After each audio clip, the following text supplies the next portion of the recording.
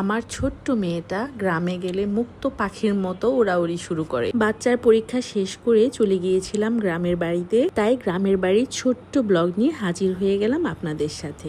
গ্রামে গেলেই আমি ঘুরে বেড়াই, চারপাশে সবুজ প্রকৃতি এনজয় করি, খুব ভালো লাগে আমার কাছে। বৃষ্টির দিন, তাই চারপাশে ভেজা স্যাঁতস্যাঁতে অবস্থা। গ্রামের রাস্তাগুলো তো আরও খুবই খারাপ অবস্থা, তারপরেও আমার কাছে এই জিনিসটাও আমি নিজের মতো করে এনজয় করি। আমার কাছে খুবই ভালো লাগে, কারণ শহরে গেলে তো কাদা মাখা রাস্তা, তারপরে বৃষ্টি ভেজা ঘাস, এগুলো তো আপনি দেখতে পারবেন না।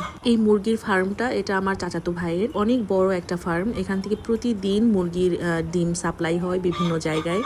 তো আমি একটু ভিডিও করছিলাম, আর একটু আগে আসলে আরো ভালো সুন্দর একটা ভিউ পেতাম, কারণ একটু আগেই ডিমগুলো সব কালেক্ট করা হয়ে গিয়েছে। কারণ ডিমগুলো সব মুরগির চারপাশে ছিল, দেখতে খুব সুন্দর লাগছিল।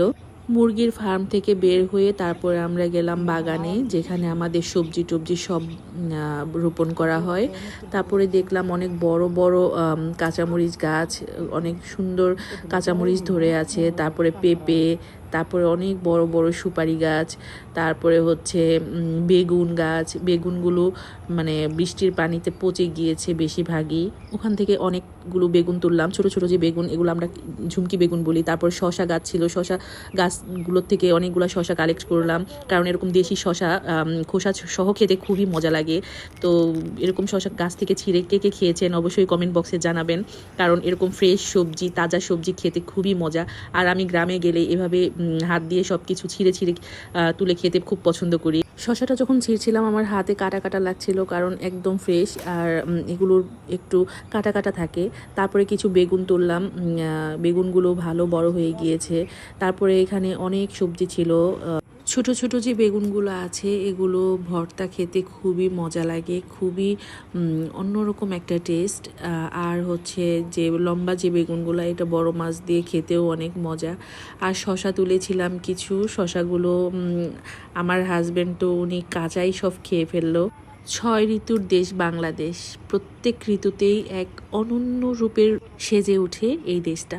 আর আমাদের গ্রামটাকে কি বলবো, আমাদের গ্রামটা তো একদম অনেক সুন্দর একটা গ্রাম, যে গ্রামে মানুষগুলো খুব সহজ সরল, সবজি, তাজা বাতাস, সব কিছুই আপনার মন ছুঁয়ে যাবে। মাঝে মধ্যে আমি গ্রামে চলে যাই, কারণ আমি বেশি দিন খুব একটা বেশি দিন ঢাকায় থাকতে আমার ভালো লাগে না। বাচ্চাদের একটু স্কুল বন্ধ হলেই আমি দৌড় দিয়ে গ্রামে চলে যাই, কারণ গ্রাম আমাকে সবসময় টানে। এই তো আঁচল ভরে আমরা সবজি তুলেছি, এরপর চলে আসলাম লেবু বাগানে।